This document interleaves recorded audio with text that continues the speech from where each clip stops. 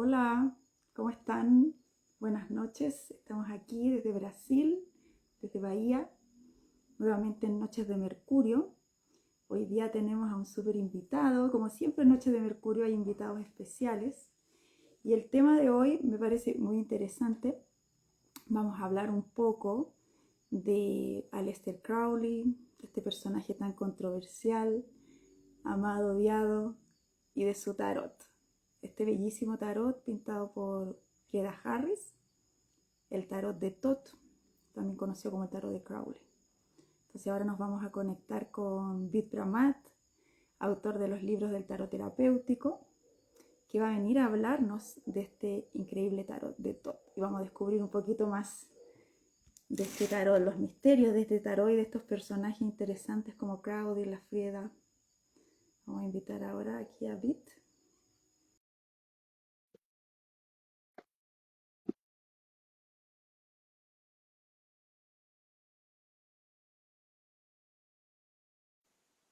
Hola, Hola, ¿qué tal? ¿qué tal? Bien, bien. ¿Me escuchas bien? Sí, escucho bien. Yo te escucho un poco bajito. Poco bajito. Sí. Estoy con todo el Ahí el volumen. público, por favor, comenten y gracias a todos los que están presentes. Los saludo. ¿Continúo bajito? A ver, que el público comente, porque yo escucho un poco bajo.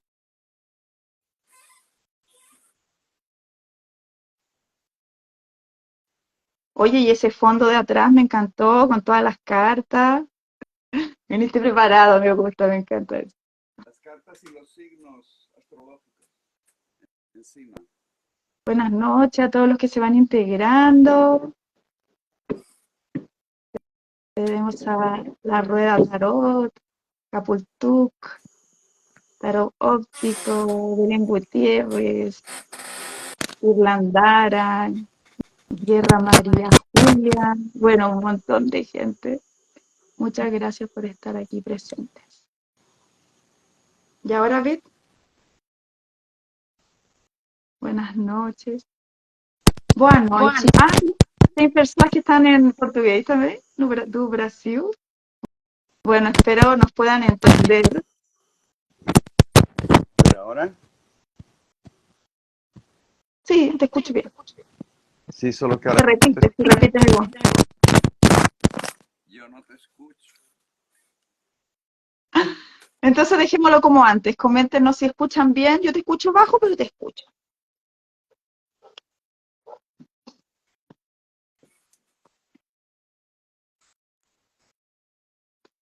Bueno, ¿cómo estás, Vit?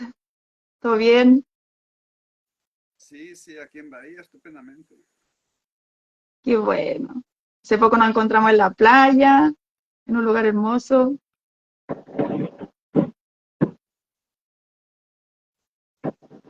¿Me escuchas? Sí, sí. Sí, aquí están diciendo, dice Bit, sube un poco el volumen de tu ordenador, porque se escucha bajito. Sí, pero estoy en el teléfono. Ah, que está en tu teléfono.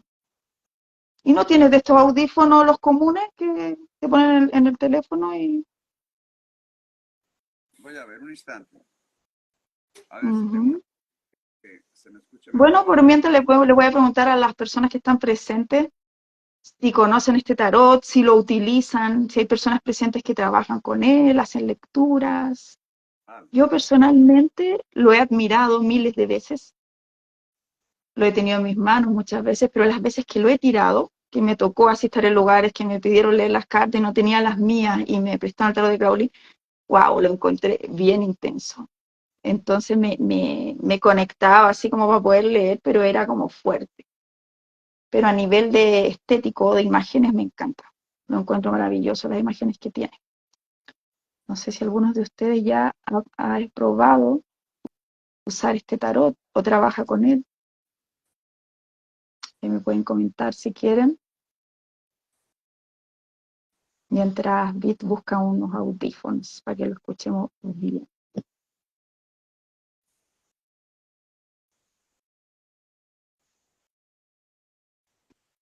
Aquí Guerra María Julia dice que lo tiene, que es muy bonito. ¿Y vos entendí español, María Julia? Tenemos personas de Brasil, de varios lados, porque vive en Brasil hace muchos años, él es español, pero vive en Brasil, creo que unos 30 años, acá en Bahía también, igual que yo. Aquí tenemos otras personas de World Town, Atma, también nos dice que ocupa el tarot de Crowley. Y María Julia dice que nos entiende bien. ¿Mejoró? Sí, ahora sí, ya ahora vamos con todo, te escuchamos perfecto. Bueno, Bit, y mi invitación para esta noche fue para que conversáramos del tarot de Thoth, que es el tarot que tú utilizas, del cual hablas en tu libro, y me gustaría que conversáramos de él partiendo un poco por su creador, el que tuvo esta idea, que es Aleister Crowley, este personaje tan controversial. ¿Nos podrías contar un poco de quién fue Aleister Crowley? Que les cuente la vida de Aleister Crowley. No, no la vida, pero darnos así como, tirarnos así unas ideitas, algo para quien no lo conoce, porque es un personaje bien controversial. Este aquí. Ese mismo. Bueno, pues este fue un ocultista, místico, alquimista, escritor, poeta, pintor y mago, autor del tarot de Thoth. Nació en 1875 en Leamington, en Inglaterra, en el seno de una familia muy religiosa. Su padre, Edward Crowley, se hizo rico fabricando cerveza y era un miembro muy destacado y muy actuante de la hermandad de Plymouth, una iglesia de normas muy rígidas. Ujú. Este señor viajaba mucho a predicar y su madre estaba mucho más dedicada a cuestiones religiosas que a su hijo. De manera que el niño solo tenía un contacto más próximo con sus padres en los oficios religiosos, en los que se comentaba la Biblia, de manera que se interesó mucho porque era en esos momentos cuando tenía el contacto más próximo con sus papás, ¿no? Ujú. Sin embargo, Edward Crowley, el padre, cuando no estaba viajando, le hacía bastante caso a su hijo, le enseñó a jugar al ajedrez, a apreciar la literatura inglesa, a conocer la Biblia a fondo, y más tarde Crowley se transforma en un jugador de ajedrez casi profesional, que escribió una centena de libros de esoterismo, teatro, poesía, ensayos, hasta el final de su vida. Y conoció desde niño muy bien la Biblia, de manera que a veces nos ofrece interpretaciones muy originales y hasta subversivas de pasajes bíblicos. Lo Ujú. que pasa es que el papá se muere cuando Crowley tenía 11 años y su educación se queda a cargo de su madre, Emily, y de un tío materno, que según Crowley era un individuo fanático y cruel. Lo envían a estudiar a la escuela de esa hermandad de Plymouth, que él llama en su libro Confesiones el infierno, porque en un ambiente extremadamente rígido, hipócritamente puritano, los profesores abusaban sexualmente de sus alumnos. Y ahí empieza a rebelarse contra los dogmas religiosos en general y contra el cristianismo en particular. Durante toda esa época, donde su madre, que después de la muerte de su padre se volvió cada vez más fanática religiosa, intentaba controlar a aquel niño inteligente, cuestionador, curioso y travieso, que no debía parecerse en nada con el niño modelo de sus expectativas. De manera que siempre que hacía una travesura, doña Emily le decía, eres la bestia del Apocalipsis. Y el adolescente se fue quedando con eso en la cabeza. Posteriormente, Crowley interpretó la bestia del Apocalipsis como un símbolo de la llegada de los nuevos tiempos, donde grandes sectores de la población tendrían una actitud diferente en relación al cuerpo y a la sexualidad, que dejarían de ser considerados como algo demoníaco. Y Crowley cuenta que solo volvió a la vida cuando salió de aquel infierno, de aquella escuela, a los 18 años, y se fue a estudiar a Cambridge, con la idea de tornarse diplomático. Pues en aquella época Él creía que una élite de personas de vastos conocimientos y avanzadas ideas podían mejorar el mundo y que la forja de semejante élite era la universidad. Y permaneció en el Trinity College 3 años. Pero cuando Oscar Wilde fue expulso, era profesor Oscar Wilde de Cambridge, fue expulso cuando salió del armario y se afirmó públicamente que era homosexual, se desengañó del sistema educacional y se autoexpulsa de la universidad junto con otros estudiantes. Y es en esa época en que Edward Alexander Crowley decide cambiar su nombre, traduciendo Alexander para el galés, y pasa a llamarse Aleister. Y empieza a leer libros sobre magia y misticismo. Y fue la lectura de La nube sobre el santuario de Karl von Erchthausen, qué nombrecito, ¿no? Casi impronunciable, que lo decidió a dedicar su vida al estudio del ocultismo y la magia. Y en 1898, 2 años después, entra en la orden hermética de la Golden Dawn, o la aurora dorada, creada por estos señores aquí tan guapos, MacGregor Matter, Robert Woodman y William Wynne Scott, en 1888 en Londres. Y una orden que ya estaba medio dividida internamente por conflictos por el liderazgo. Y entonces toma el nombre iniciático de Perdurabo, aquel que perdura, y durante 2 años, bajo la tutoría de Alan Bennett, que después este señor se va a Sri Lanka para tornarse monje budista y fue el mayor difusor del budismo en Inglaterra, Crowley va ascendiendo sucesivos grados en la orden, aunque con la oposición de Arthur Edward White y William Yeats y otros que se negaron terminantemente a que Crowley entrara en la orden interna. Las imágenes están quedando un poco... Edward White, del tarot de Rider White. Exactamente. No tenía muy buena onda con Crowley. No. Es un señor mayor, ¿no? Crowley era más joven, tenía 20 años menos, ¿no? Y estos señores decían que la Golden Dawn no era un reformatorio para jóvenes rebeldes. Porque veían a Crowley como un joven rebelde. De todos modos, Matters, que era el líder de la orden, le vende la entrada en la orden interna a Crowley. Y esa fue la chispa que acabó dividiendo la orden y llevándola a la quiebra. Entonces, en 1900, con 25 años, comienza una serie de viajes que lo llevan a México, donde se pone a escalar montañas, que era una de sus pasiones, ¿no?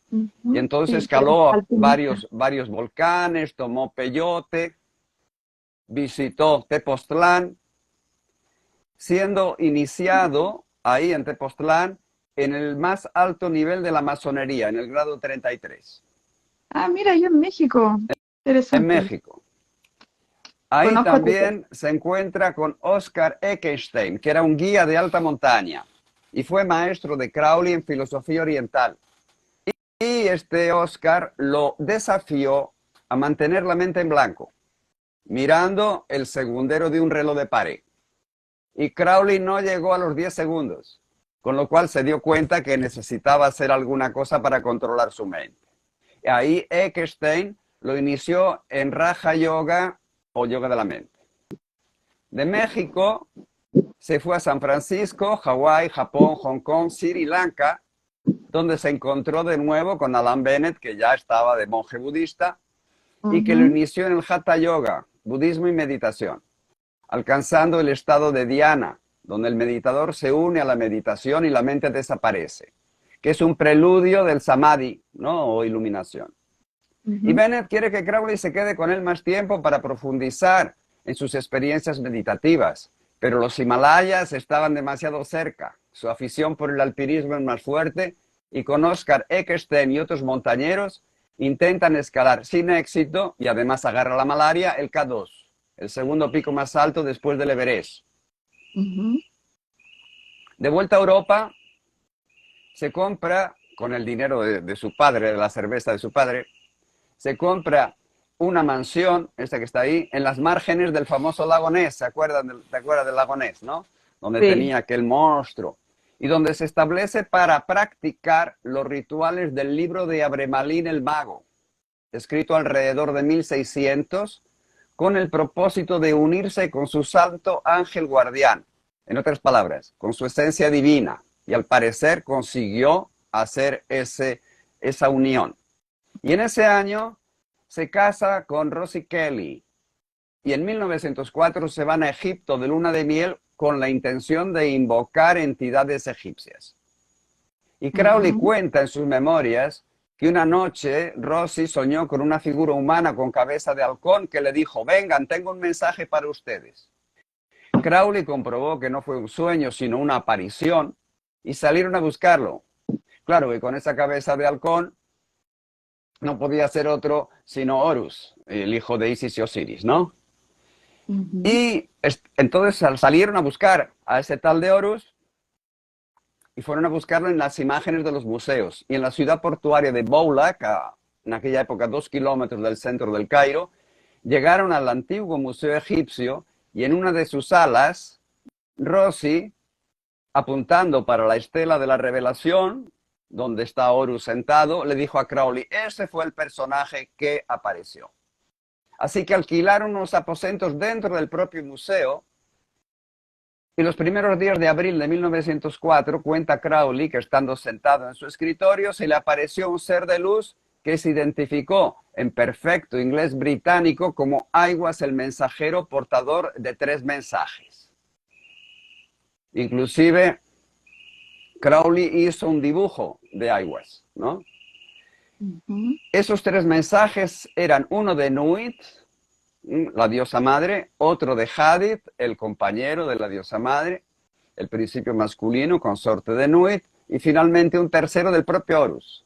Aiwass dictó los 3 mensajes para un atónito Crowley, que además era nombrado por esas entidades como el profeta de la nueva era, la era de Horus. Una era en que, segundo Nuit, el amor es la ley, el amor bajo la voluntad. Y cuando me refiero a la voluntad, es importante entender que no se trata de la voluntad del ego, de los caprichos de la mente, sino de la voluntad consciente, de la voluntad enraizada en la esencia.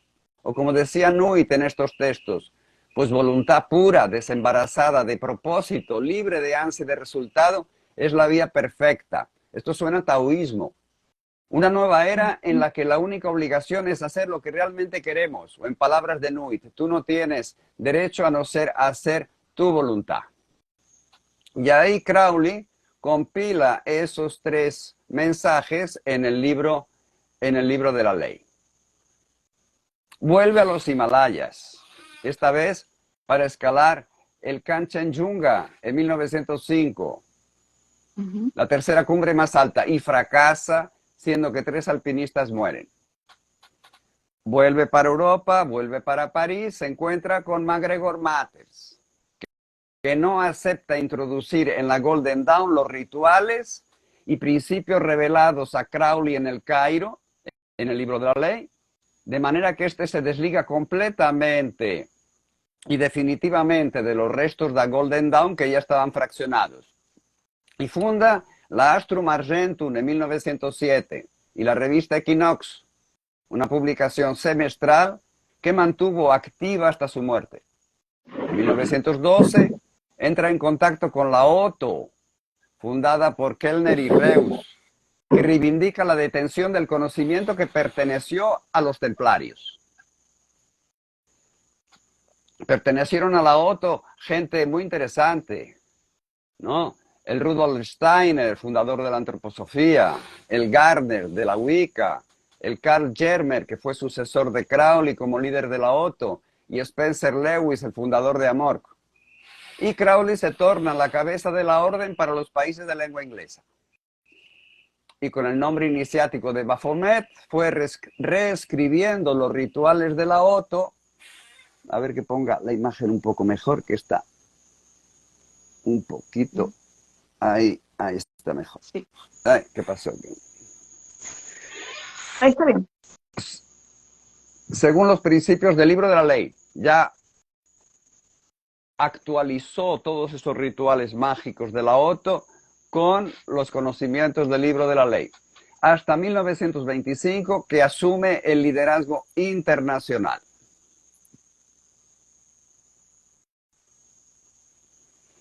Y cuando cumplió 40 años, ahí Crowley toma el nombre de Tomega Terion, la gran bestia, haciendo referencia a la bestia del Apocalipsis, lo que aumenta todavía más su fama de mago negro. Crowley en realidad fue una persona que estaba adelantada a su tiempo. En pleno puritanismo victoriano, donde una mujer que mostraba el tobillo era considerada una prostituta, el nada recatado y bisexual Crowley viene con la idea de la divinidad interna. Sacraliza el sexo según la tradición tántrica, porque en esos viajes que hizo a los Himalayas aprovechó para entrar en contacto con los tántricos. Organiza rituales sexuales de grupo y dice que la única obligación que tiene la persona es hacer lo que la real gana, ¿no? Pues imagínate, si no iba a ser considerado un mago negro. Lo Claro, extraño... era mucho para la época. Lo extraño es que, como sucedió con Wilhelm Reich o con Osho, no haya sido encarcelado o asesinado. En 1920 funda la abadía de Telema en Cefalú, en Sicilia, donde continúa con los rituales tántricos y tiene que salir por piernas de la policía de Mussolini 3 años después. Parece que el servicio secreto italiano, muy inteligente, pensaba que él era agente comunista, porque a veces se juntaba con el cónsul soviético en Palermo a jugar ajedrez. En 1929, con 54 años, junto con su segunda esposa María Teresa Ferrari y su secretario y alumno Israel Regardí, que tienes muchos libros escritos por ahí, fue expulsado de Francia, acusado, esta vez por la inteligente policía francesa, de ser agente alemán, ¿no? Finalmente la Otto, de la cual él era el capo, era originaria de dicho país. Y en realidad Crowley trabajó para la inteligencia de la Marina Británica como agente en el contraespionaje alemán. Tenía informaciones de la gente de la Otto que le estaba pasando mucha información al respecto de lo que estaba sucediendo en Alemania, ¿no? La ascensión de determinadas fuerzas. Pero él parece que estaba muy bien conectado. El dibujo de la pirámide con el ojo del billete de dólar, Sí. parece que fue cosa de Crowley a pedido del presidente americano Roosevelt en el 33. Mira tú. Y este gesto de Victoria Vini Vidi Vinci de Julio César como gesto mágico para fortalecer la confianza del pueblo inglés bombardeado por la Luftwaffe nazista una noche sí, otra también, gesto que popularizó Winston Churchill, el primer ministro británico, también fue sugerido por Crowley. Ahora podemos entender por qué, con toda esa fama y esos contactos, no eliminaron a Crowley. Y la verdad es que a Crowley le gustaba que hablaran de él, aunque fuese mal. Periódicamente le daba material a la prensa sensacionalista. Así, en 1930, ya con 55 años, Crowley llega a Lisboa acompañado de su amante y artista de 19 años, señorita Jagger. No es la mamá de Mike Jagger, ¿ok? Para encontrarse con el poeta y astrólogo Fernando Pessoa. Sí. Parece que Fernando Pessoa hizo una corrección de hora en la carta astral de Crowley, que encontró en una de las publicaciones de Crowley, la envió a los editores, estos entraron en contacto con Crowley, Crowley dijo, pues voy a visitar a este astrólogo. Y entonces se fue a visitarlo acompañado de esta joven, ¿no?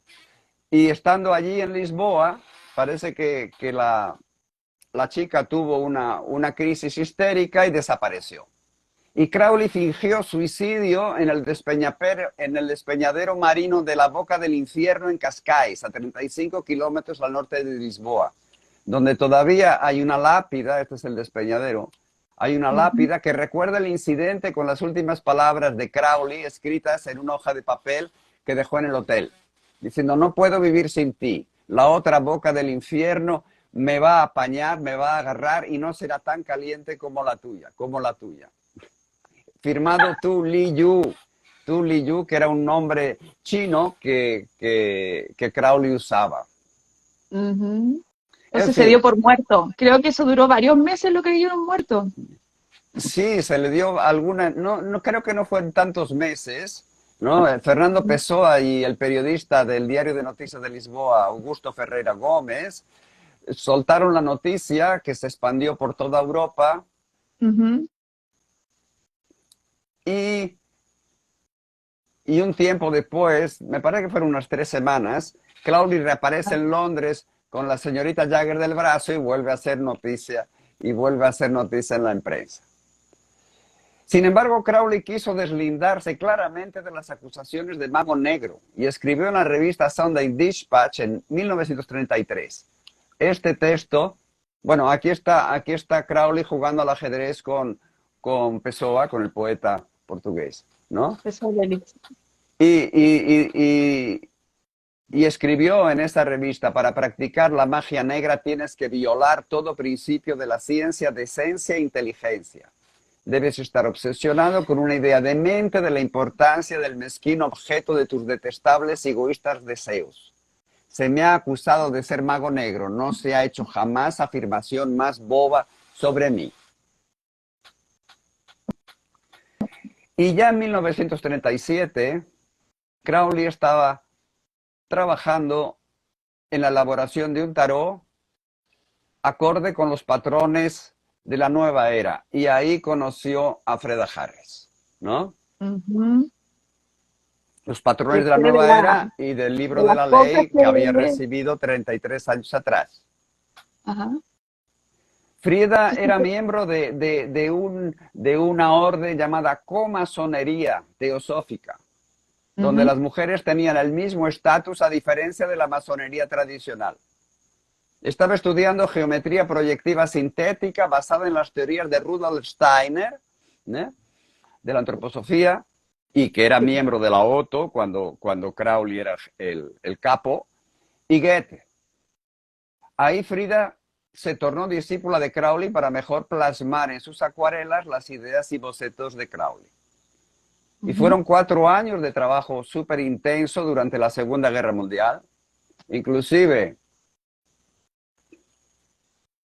aquí hay una foto que a veces la ves en la internet, dices que es Crowley y Frida Harris, pero no tengo... Crowley es Crowley seguro, pero no sé si es exactamente Frida Harris, a pesar de... Porque ya Frida Harris en el 37 ya tenía 60 años.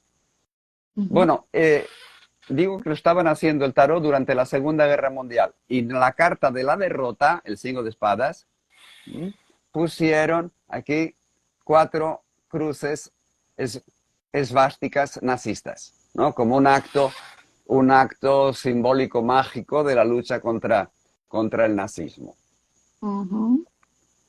Interesante esa carta y se forma ahí también una estrella invertida. Una estrella invertida, exactamente. Como, Con... como varios 5. Los 5, de los 4 5, 3 tienen la estrella invertida, la estrella de la Ujú. involución, ¿no? Y durante todo ese tiempo que trabajaron juntos y los años siguientes hasta la muerte de Crowley en el 47, Frida le dio apoyo económico y mantuvieron una amistad súper fuerte, súper dedicada. Fue muy bonito la amistad de los dos, ¿no? Sí. Y después de la Ujú. muerte de Crowley, Frida financió la primera edición de 200 ejemplares del libro The Book of Thoughts, que aquí esta ya es una versión más moderna, ¿no? ¿En qué año que fue publicado este libro?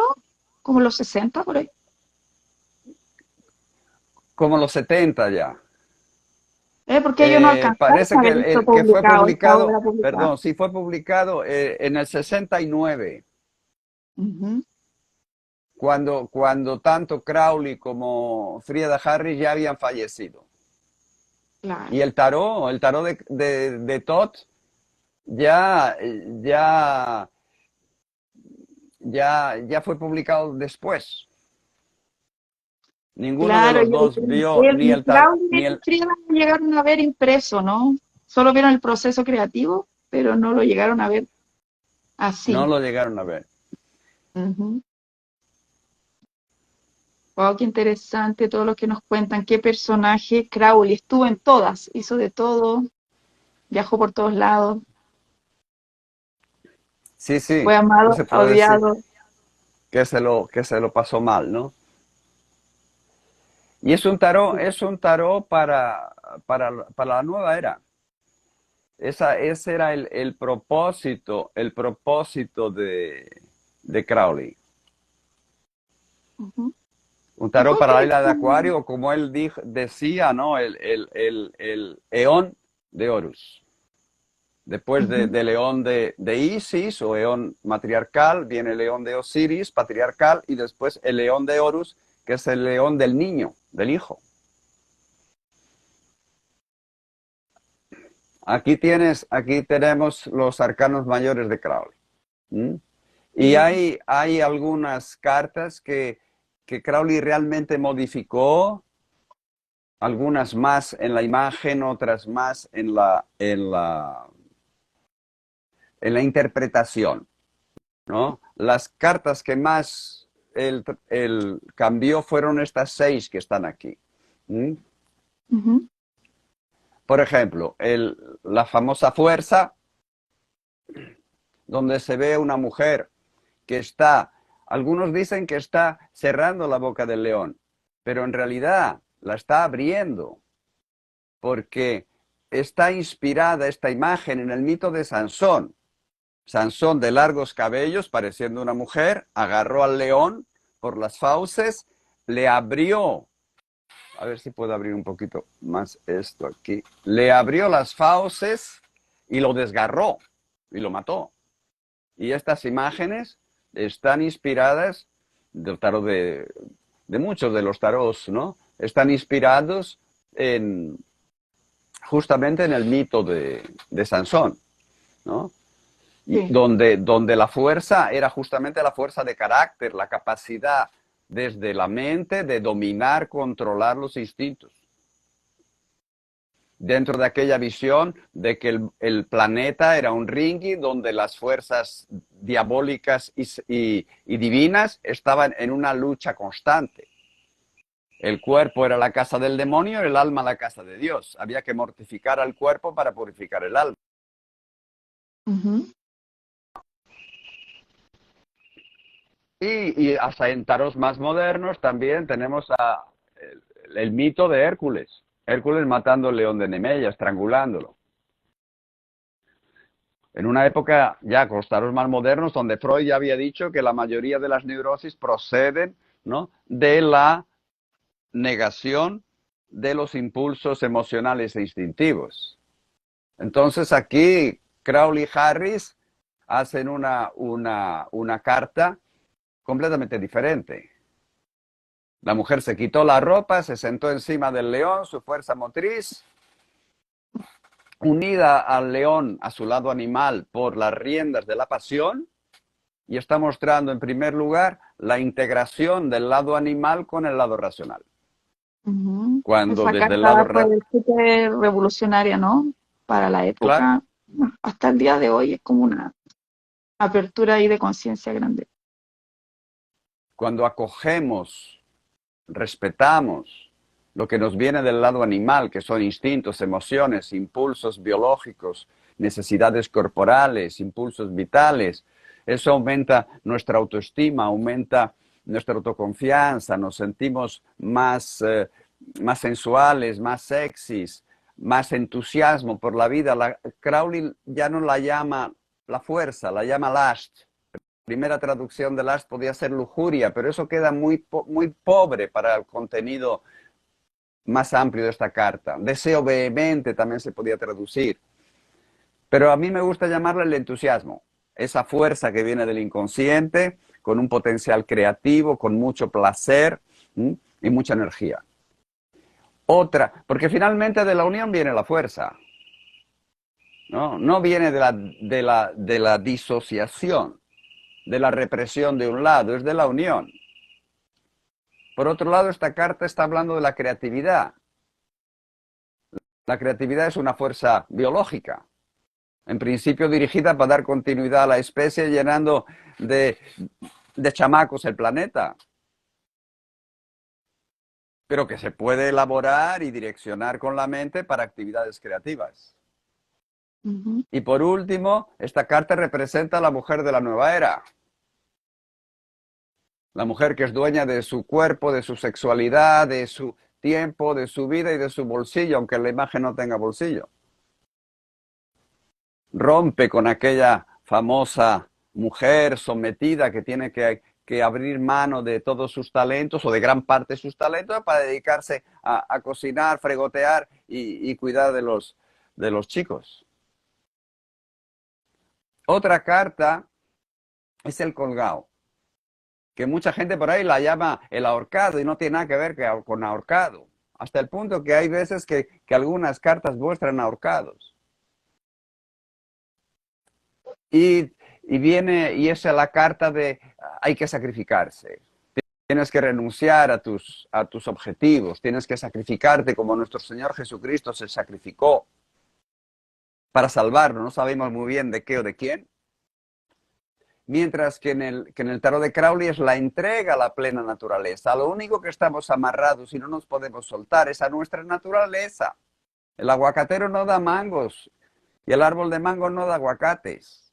Y en la medida en que realmente nos entregamos a nuestra propia naturaleza, nos aceptamos plenamente, va a ser más fácil entregarnos a la vida, al mundo y a nuestros ideales. Si no, es todo mentira. Otra carta es la templanza. La templanza es una virtud cardinal católica que habla de moderación, de control. En el tarot de Crowley se llama el arte, hablando del arte alquímico. Y representa la integración de los opuestos, como muestra ese personaje que está juntando agua y fuego en el calderón. Entonces, esta integración de los opuestos se puede ver a nivel interno o externo. A nivel externo sería hacer de tu diversión tu profesión, ¿no? Siempre nos contaron que ganarás el pan con el sudor de tu frente, hasta que vuelvas a la tierra de donde saliste. Trabajar era un castigo de Dios. Imagínate quién escribió eso y con qué propósito, ¿no? Y entonces aquí no, es decir, o sea, hacer de tu trabajo, hacer de tu diversión tu trabajo, hacer de aquello que te da placer tu qué hacer. Entonces ahí suceden toda una serie de cosas maravillosas, ¿no? Te estás divirtiendo trabajando. No te cansas, no necesitas esfuerzo. Porque cuando una cosa nos da placer es porque tenemos talento para esa cosa. Y cuando tenemos talento para esa cosa, la expresión de ese talento viene con placer y con energía. No necesitamos de esfuerzo para hacer una cosa para la cual tenemos talento. Claro, necesitamos de práctica, pero esfuerzo no. Nos necesitamos de fuerza de voluntad para hacer una cosa que nos da placer. Y entonces nos cansamos menos, nos desgastamos menos, envejecemos menos. Y estamos en el presente, no estamos esperando que dé las 6 de la tarde para salir corriendo de esa oficina irritante. Y estamos viviendo el momento, estamos absorbidos en lo que estamos haciendo, disfrutando de lo que estamos haciendo. No estamos viajando en el pasado ni en el futuro, estamos en el presente. Y cuando cerramos el changarro y nos vamos a la calle, en el mundo de las relaciones humanas, vamos como donadores de placer, no vamos como vampiros ni como mendigos. De manera que vamos a fluir mejor en las relaciones. Entonces, con el corazón sano, el cuerpo sano y el bolsillo sano, porque si hacemos una cosa para la cual tenemos talento, los resultados de nuestro trabajo van a tener calidad. Y la sociedad hipócritamente dice que pago esfuerzo, pero es mentira cochina. Paga la calidad. Entonces el dinero va a entrar. E inclusive no vamos a necesitar gastar una parte de ese dinero para comprar compensaciones, para comer, beber, drogarnos, hacer compras, ¿no? Porque ya tenemos el placer con nuestra actividad. Y entonces, con el corazón sano, el bolsillo sano, el cuerpo sano, viene la trascendencia espiritual que está ilustrado por esta flechita que está subiendo aquí. La verdadera trascendencia espiritual. Está subiendo hacia el arco iris, que es la unión del agua y el fuego más sutil, más sublime. Esa es la carta del arte. Eso a nivel externo. Y a nivel interno es integrar las polaridades masculinas y femeninas. Es lo que llaman los esotéricos el androginato interno.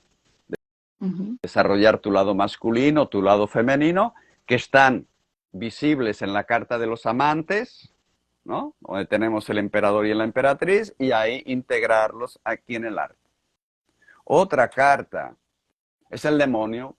El demonio es una aberración en los tarots tradicionales. Es un invento de la mente, un sumatorio de todo lo negativo que se puede llegar a pensar, especialmente a partir del pensamiento oficial católico de la época en que surgieron los primeros tarots. E inclusive con las estrellas de 5 puntas para abajo, la magia negra, y toques de autodestrucción. Este aquí de la Golden Dawn se va a quemar. Este también, el del Rider Waite, también se va a quemar con la antorcha hacia abajo. Y el marsellés se va a cortar la mano sujetando esta espada que no tiene una empuñadura. Y hasta autores modernos como el Stuart R. Kaplan, dueño de la US Games, una de las editoras de tarot más fuertes que existen, que se murió hace 2 años, ¿no? Decía, el diablo es el portador de la muerte, de la desgracia y de la miseria. Personifica aquel que practica el mal sin considerar las consecuencias que acarreará sobre los demás. Es decir, continúa así en un viaje. Ya en el tarot de Thoth es una cabra. Es la capra falconeris, es un animal de la naturaleza. Vive en los Himalayas. Es símbolo del Pakistán, esa cabrita ahí, con los cuernos en espiral. Símbolo de generación y regeneración de los seres. Y representa los instintos, las fuerzas que nos mantienen vivos como individuo y como especie. El instinto de defensa, el instinto sexual, el instinto de preservación, de cuidar de tu cuerpo, y el instinto gregario que nos lleva a juntarnos, a agregarnos, ¿no? Y además, con esas uvas en la cabeza, habla del placer de la vivencia de los instintos. La naturaleza desarrolló el clítoris, le dio a la mujer el clítoris para que tuviera placer, para que viviera la sexualidad con el máximo de placer posible. No tiene una función procreativa el clítoris, es una función de placer. Y también tiene el tercer ojo abierto. Como dicen los tántricos, ¿no? A través de la vivencia de la sexualidad podemos abrir los chakras. Podemos crecer espiritualmente. Justamente lo opuesto que nos contaron durante milenios. Pero claro, había que esas religiones patriarcales eran una manera de controlar al individuo. Entonces, si la fuerza mayor que tenemos son nuestros instintos, si nos enseñan a controlar nuestros instintos, nos dominan. Y entonces llegamos a las aberraciones que estamos llegando. Durante 42 personas tienen la misma riqueza que la mitad de la humanidad. Y después, hombres y mujeres semidesnudos nos venden cualquier porquería. Porque nos estuvieron negando nuestros instintos. Otra carta es la torre. La torre, como dicen en México, me dieron en la torre. Es el principio de la destrucción de tu estructura, de tu salud. de tus relaciones. Eso es terrible. En el tarot de Crowley también es el principio de la destrucción, pero es la destrucción de tus prisiones, de todo lo que te sofoca, de todo lo que limita, que pueden ser prisiones internas o externas. Las externas pueden ser compromisos profesionales, exigencias financieras, vínculos familiares. Y las internas es yo tengo que ser así para conseguir ser aprobado, construir esta fachada, y todo lo que no se sintoniza con esa fachada que construí, no lo dejo pasar. Esa camisa de fuerza es básicamente el ego. Otra es la estrella. La estrella tradicionalmente se interpreta: tenga esperanza, usted tiene buena estrella. Es decir, en vez de usted moverse para resolver sus asuntos, romper lo que te amarra, no, tenga esperanza que alguna cosa buena va a suceder y va a dar, ¿no? Y todo va a funcionar. En el tarot de Crowley representa la renovación de las categorías, que a nivel humano sería el rescate de la percepción cuando eliminamos creencias que no funcionan. Creencias que, especialmente las creencias, porque el budismo zen te dice que las creencias son cortinas, no busques la verdad, te dicen. Abandona tus opiniones, abandona tus creencias, entonces vas a ver las cosas como son. No dice el refrán castellano, nada es verdad ni es mentira, todo es del color del cristal con que se mira. Pues el cristal son las creencias, vemos las cosas a través de nuestras creencias. Solo que las creencias más peores son las que sustentan decisiones que nos llevan al sufrimiento, que son las creencias que Nuit, esta mujer azul, está arrojando al mar de lo no manifestado, está eliminando. Otra carta que cambia la imagen y cambia el significado es el juicio. El juicio son dos dogmas de fe del catolicismo, ¿no?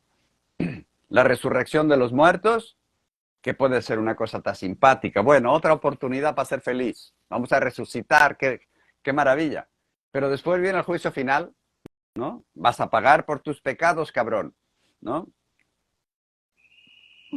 Y eso es una manipulación brutal durante siglos que se hizo con estos dogmas de fe, ¿no? Y la carta lo representa eso. Ya Crowley hace una carta completamente diferente, la llama el león o la era, ¿no? Es bellísima esa carta. Y esa carta habla de llevar la conciencia a la práctica. Y se entiende muy bien cuando la vemos aquí, entre el sol y el universo. El sol es la conciencia. La conciencia de la individualidad y la conciencia de la espiritualidad, ¿no? Entonces, hablar de esta carta como una nueva conciencia no tiene ningún sentido. La conciencia del sol no sirve. Y el universo es cerrar un ciclo y abrir otro a través de llegar a las conclusiones prácticas en toda una serie de asuntos, para abrir un nuevo capítulo de tu vida donde baila salsa con la serpiente. Es decir, donde estás más atento a lo que te viene de dentro para dar una expresión práctica a esos impulsos del inconsciente. Y en el medio está esta carta. Y esta carta tiene un niño. Ese niño es el niño herido. El niño herido que salió de la infancia carente e inseguro, no recibió lo que necesitaba recibir. Y entonces ese niño manipula porque quiere aprobación. Tiene mucho miedo de volver a pasar por el sufrimiento que pasó en aquella época. Entonces manipula al adulto.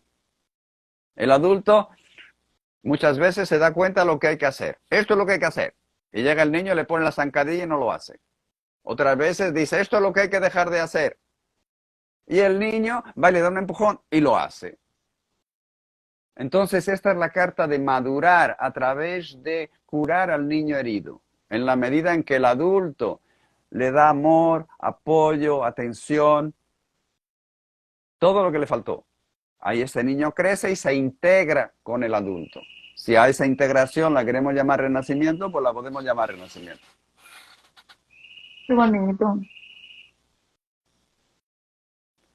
Y las figuras de la corte, que son Eso es interesante, 16. ¿no? Porque cambian las figuras de la corte, ¿no? No hay un rey, por ejemplo. Ahí cuéntanos un poco de eso. Sí, ya es un tarot aquí matriarcal.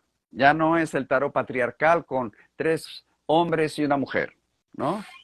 Aquí tenemos 2 hombres, el caballero y el príncipe, y 2 mujeres, la reina y la princesa. El caballero se correspondería con los reyes de otras barajas. Es El el, caballero pasa a ser el rey.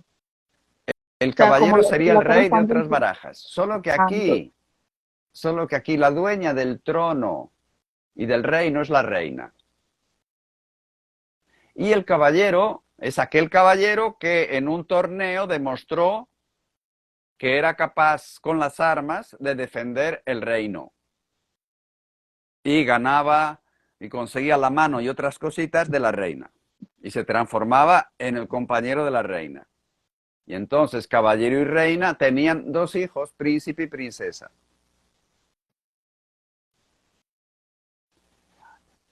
Y son 16 tipos de personalidad obtenidos a través de la combinación de los 4 elementos. Fuego, agua, aire y tierra. Cada tipo de personalidad, cada figura de la corte tiene una naturaleza interna que se corresponde con la familia. La familia de Bastos tiene una naturaleza interna fuego. Son fogosos, creativos, impulsivos. La familia de Copas tiene una naturaleza interna agua, son emocionales, receptivos, sensibles. La familia de Espadas tiene una naturaleza interna aire, son mentales. Y la familia de Discos o de Oros, Crowley las llama discos, tienen una naturaleza interna tierra, están más conectados con el cuerpo físico y con las cuestiones materiales. Y después tienen una expresión externa.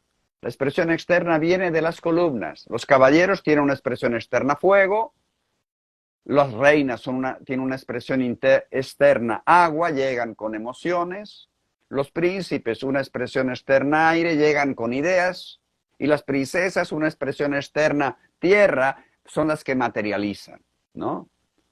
Por ejemplo, el príncipe de copas es aquel que observa con la mente de príncipe, observa sus emociones y elabora teorías, comprensiones al respecto del funcionamiento emocional. Mientras que la princesa lo que hace es materializar esas emociones. La princesa es la artista y el príncipe de copas es el psicoterapeuta.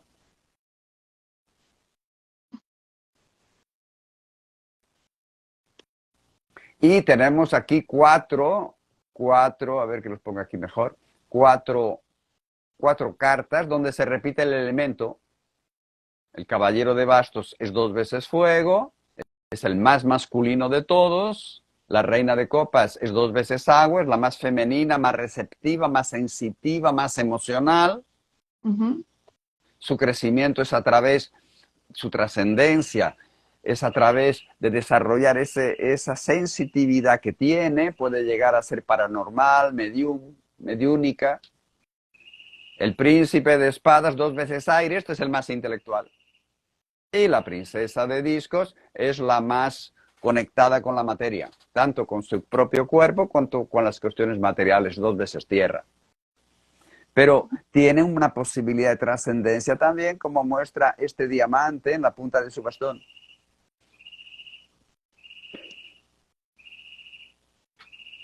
Y las figuras y los arcanos menores numerados, ¿no? En el tarot de Marsella tú ves una carta y no te pasa un impacto, un gran impacto visual. Ya las del White ya te pasan una comprensión, pero es una cosa, te está mostrando situaciones. Cuando el viejo Jodorowsky llegó de México porque pasó muchos años en México cuando salió de Chile, ¿no? Se había encantado con el tarot de White. Y llegó a París. Llegó a París y fue a tomar un cafecito ahí donde se reunían los artistas, escritores, intelectuales de la época. Ujú. ¿Mm? Y se encontró con André Breton, del movimiento surrealista. Y André Ujú. Breton miró los arcanos menores que le estaba mostrando Jodorowsky, lo miró y agarró el tarot y lo tiró al suelo. Y dijo, esto aquí no tiene profundidad. Estas imágenes son demasiado obvias, le quitan profundidad al significado. Este tarot no sirve. El tarot que sirve es el de Marsella.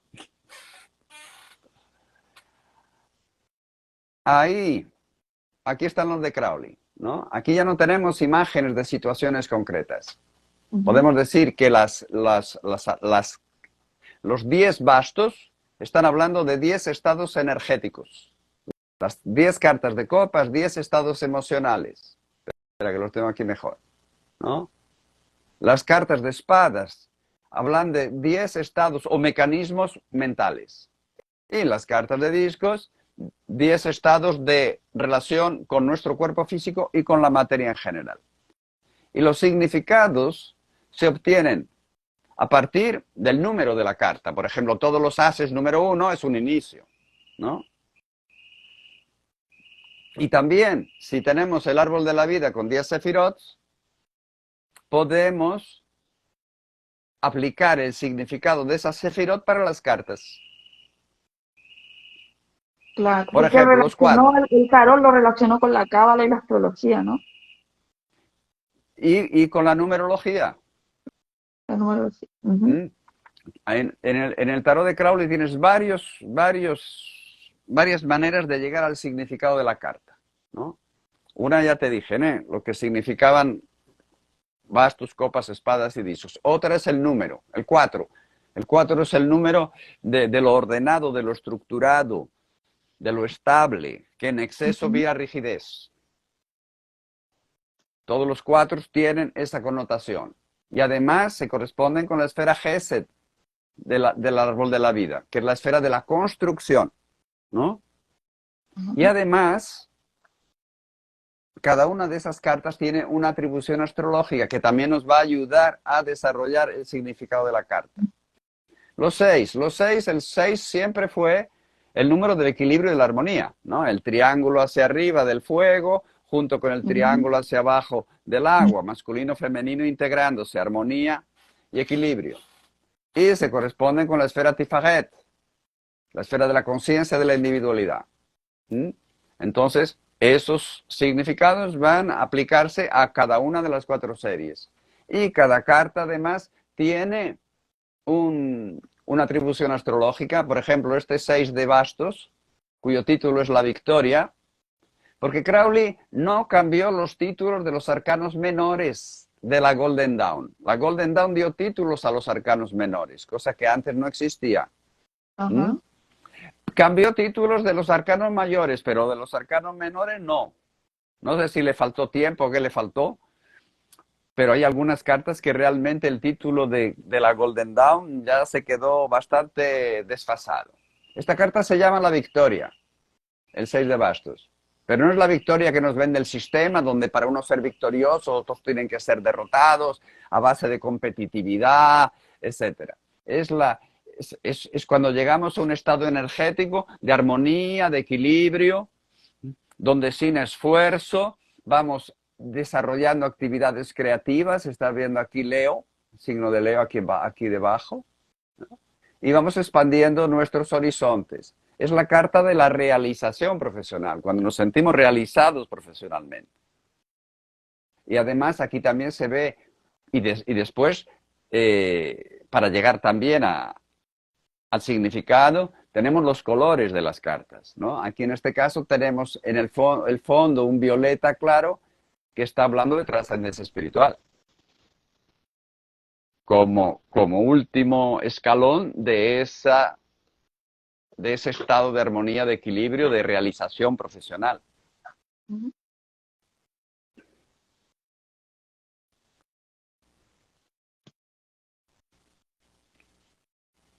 Y así podemos ir estudiando todos los arcanos menores, más no creo que nos dé tiempo.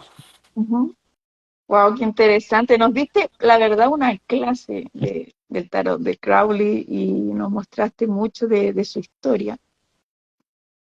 Te agradezco mucho por eso.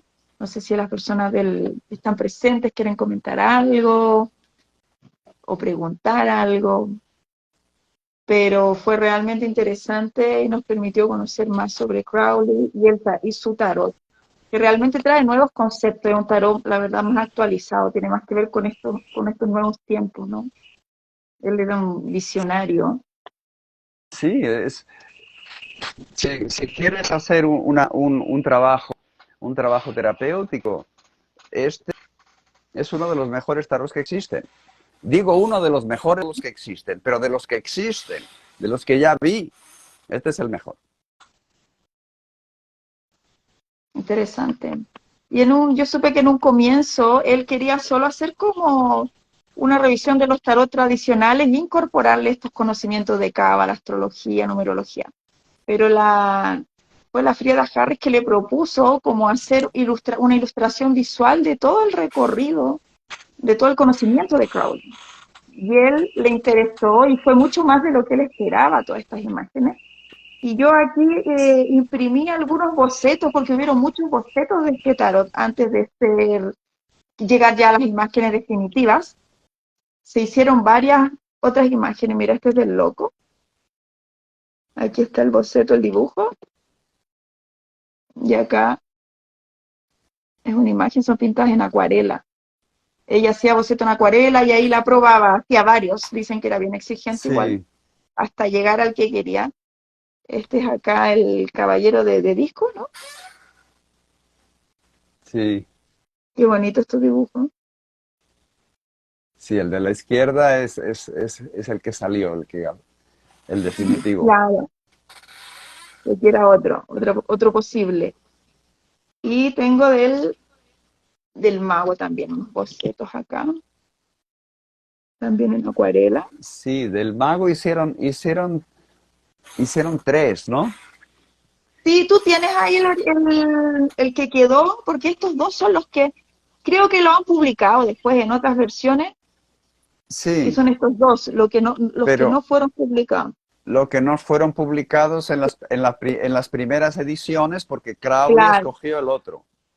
claro. ¿Y tú lo tienes Entonces, por ahí? eh, cuando la cosa se pone más comercial y hay que hacer cosas diferentes, pues hubo una editora Ujú. que hizo uno con los tres, le puso un precio mayor, pero tú no vas a abrir un tarot con tres magos. Claro. Y ahí como que fueron haciendo otras versiones que incluían esas otras imágenes Lo que sí del puedes mago. hacer es elegir el mago que más te guste y usar ese mago, pero no vas Perdón, hacer se una está tirada con los poniendo tres. lenta tu imagen. No, que Crowley se había puesto lenta tu eligió imagen, pero aquel. ahora está bien. Ajá, Y mira, tengo este otro de la luna, sí, este otro aquí el hierofante, del el papa, el hierofante, sacerdote, y aquí el del emperador, el sí. emperador. Sí, son muy parecidos de Realmente lo que acabó saliendo, ¿no? sí, sí, son bonitas. Y estas son unas imágenes de dibujos que ella ya había hecho antes de conocer a Crowley, cuando estuvo en estos templos de la comasonería. Ella ya tenía todo este lenguaje simbólico, o sea, toda esta idea del tarot fue de ella, todas las imágenes que vemos, Crowley aprobó, pero ella fue como la que diseñó todo, ella ya trabajaba con este lenguaje simbólico, tenía conocimiento espiritual. Sí, sí. Ella al integrarse a esta orden de loto, ella ya fue trascendida al cuarto nivel rápidamente, ya, mira, estas son otras imágenes que ella había hecho antes de conocer a Crowley en estos templos que pertenecía. Sí, que impulsó a Crowley a hacer algo mucho más avanzado. Claro, entonces esta unión fue genial, porque él quería hacer algo que un poco más tradicional y ella que trajo toda esta Ella, visión. él quería revisar un poco los tarots tradicionales y darles un acabamiento mejor, ¿no? actualizarlos, ¿no? Pero ella le dijo que no, que quería hacer una cosa totalmente sui generis, ¿no? Ajá. Y Sí, con esa técnica de la geometría proyectiva que ella había estudiado, ¿no? claro. Así Sí, la aplicó a los tarots. Fue sí, increíble. súper interesante, increíble. Y bueno, donde estén, le mandamos las gracias a Frieda, a Crowley por este tarot increíble. Y ahora que tú nos has dado esta explicación, wow, ahora lo quiero tener. Es que lo he tenido en mis manos y me encanta, pero nunca me llamó leerlo. Pero ahora ya quiero profundizar un poco más y yo creo que a varios de los que han visto esta entrevista también. Déjame ver si hay algún comentario. Bueno, Irlanda Lara dice muy interesante, te aplaude. Julio, el alquimista, dice los números 5, ¿por qué tienen que ver con la catarsis? ¿Sabes algo de eso? Los 5 tienen que ver con el movimiento. El Ujú. 4 es el arreglo de Nápoles, ¿no? Un estudio de la evolución de los números donde participó Crowley. ¿Eh? El 1 es un punto en el espacio. ¿Y dónde está ese punto? Pues no lo sabe muy bien hasta que no defines un segundo punto, que es el cero de coordenadas. Es decir, en la medida en que defines lo femenino, tienes que definir lo masculino, en la medida que defines lo masculino, tienes que definir lo femenino, el 1 y el 2, masculino, femenino. ¿Mm? Pero con 2 puntos en el espacio, ¿qué tienes? Pues una línea infinita que une los 2 puntos. Nada. Pones un tercer punto en el espacio. ¿Mm?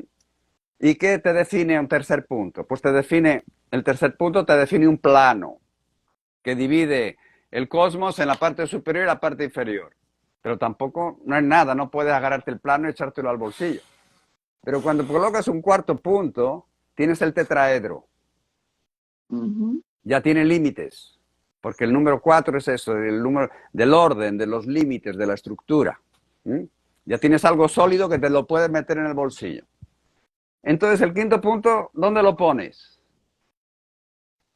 Pues el quinto punto tiene que estar fuera, ¿no? Y con ese quinto punto, qué estás creando? La posibilidad de mover el tetraedro alrededor del punto, el punto alrededor del tetraedro. Entonces, con el 5 Ujú. entra el movimiento. Y el movimiento exige flexibilidad. Si tú quieres mover una cosa que no es flexible, la rompes. Por Claro. eso el 5 es el número de la ruptura, de lo que no es flexible. Por eso el Ujú. 5 de copas, el 5 de espada, el 5 de discos, son cartas que hablan de ruptura de lo que estaba tan bien estructurado en los 4. Pero el 5 de bastos no, porque es el 5 de fuego. Y el fuego es puro movimiento. Nadie ha visto un fuego quietecito, paradito, ¿no? Ujú. Y Claro. ahí continúa, ¿no? Y ahí entra el 6. El 6 estaría Ujú. en la punta de la nariz del observador, que puede entender el proceso, que puede encontrar la armonía de todo ese movimiento. Entonces, por eso Interesante, el 5 tiene esas características. interesante este estudio de los números. Hay varias visiones también, que yo también lo he estudiado como en la numerología de los mayas, pero maya tradicional de Guatemala, no lo da Argüelles. Y también tienen otra visión del número 5 como el centro que da la fuerza al 4, es como lo que sustenta la estructura. Entonces ahí va lo espiritual, el poder. Esa Hay varias numerología visiones. que yo te hablo es la de Crowley. Ajá, sí. Y cuéntame, para ir cerrando, ¿tú de qué manera ocupas este tarot de Crowley? Yo lo ocupo pues haciendo consultas. Sí, no, pero tú le das este uso terapéutico, Ah, sí, sí, sí. adivinatorio, ¿cómo No, utilizas no, tu no, no, herramienta? no. Para mí, adivinarle el futuro a una persona es reducirlo a apoyo de granja. Es quitarle la responsabilidad de su vida. Mira, te va a pasar esto pronto, ¿no? Yo, después de 7 años de usar el tarot en la línea más de consejo que de adivinación, y después de un par de años haciendo terapias, me di cuenta de que el tarot se podía usar a nivel terapéutico y lo estoy usando desde entonces, desde el 87. Lo estoy usando con ese enfoque. Ujú.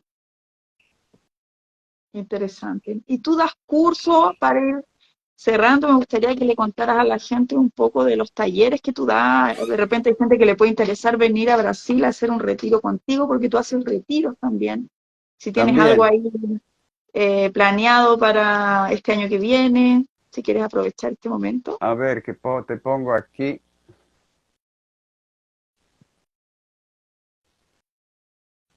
Tengo los libros que fueron editados en México, en Portugal, aquí en Brasil, que se transformaron en 2017 en una nueva serie, volumen 1, 2 y 3, arcanos mayores, menores y tarot y numerología.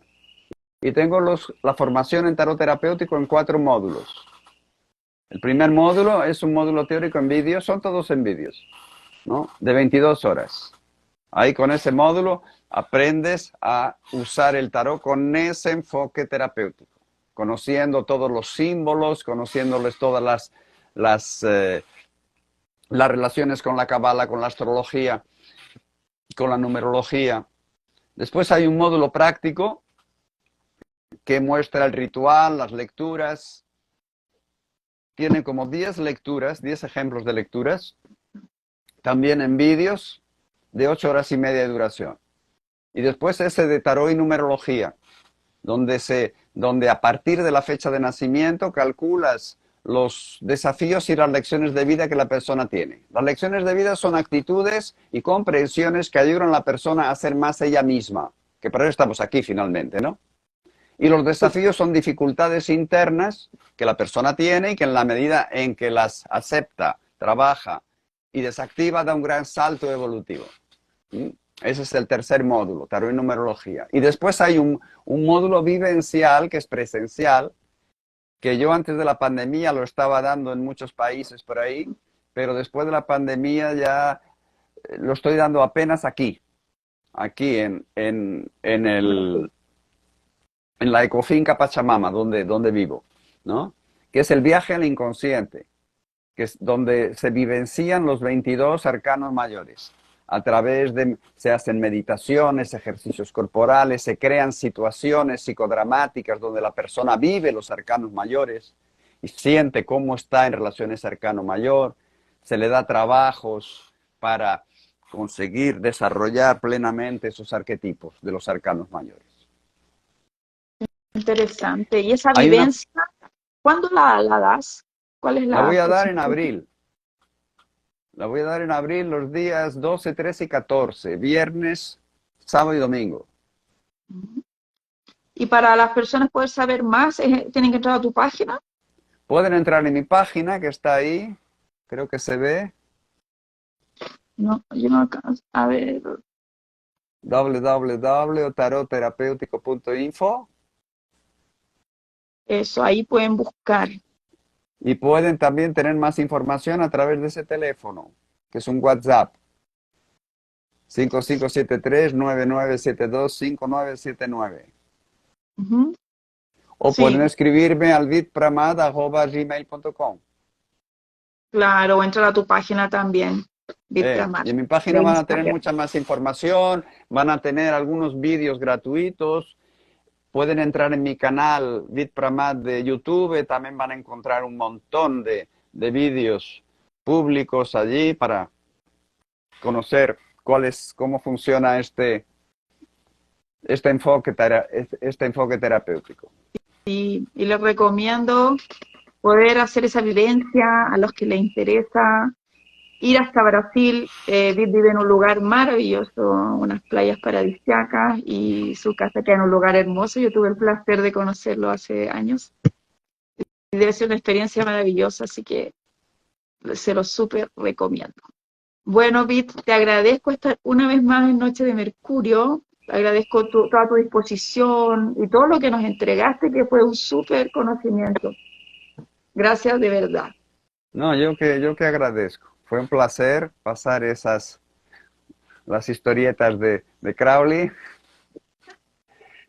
y explicar un poco este tarot maravilloso y su enfoque terapéutico. Ujú. Aquí hay gente, hay una chica, Renata Oliveira, .arte, que dice que recomienda también ¿cómo lo deberíamos llamar? Vivencia, taller, retiro. Vivencia, taller, retiro. Renata hizo el último viaje al inconsciente ahora en marzo. Ujú. No, en Así marzo que no, nos ahora. preparamos. Yo no voy a estar acá en Brasil en esa fecha, pero para la próxima, quién sabe, me animo. Yo estoy pensando hacer 2 por año. Ah, genial, genial. Bueno, ahí nos preparamos. Bueno, gente, les agradezco haber estado, a todos los que se quedaron aquí hasta el final. Muchas gracias.